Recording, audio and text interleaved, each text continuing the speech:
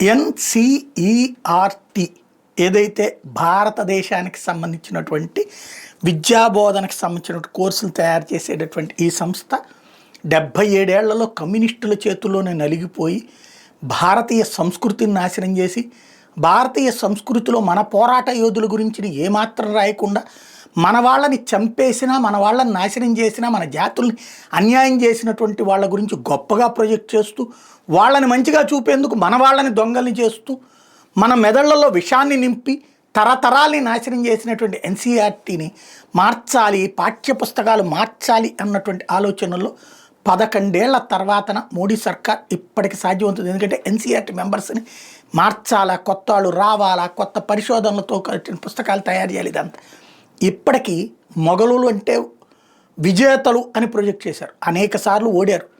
భారతదేశం మీద దండయాత్రలు చేసిన రాజులు అనేక సార్లు ఓడారు. ఓడినా మళ్ళీ మళ్ళీ దండయాత్రల ద్వారా చివరిలో మనలో ఉన్న అనైక్యత, ఇప్పుడు మన దేశంలో మన పక్కనే ఉండే దేశద్రోహులు, మన మధ్యలోనే ఉండేటటువంటి దేశ వ్యతిరేకులు ఎవరైతే ఉన్నారో ఆ రోజుల్లో కూడా అట్లాంటి వాళ్ళు ఉంటారు. అట్లాంటి దేశద్రోహుల్ని కలుపుకుని గెలిచారు. అది మొఘలులు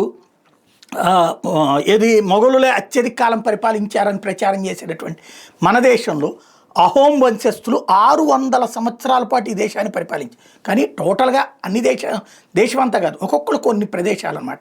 వీళ్ళు 17 సార్లు వీళ్ళను ఓడించడానికి మొఘలులు చేసిన ప్రయత్నం విఫలమై చివరికి వాళ్ళ జోలికి రాకుండా వదిలేశారు.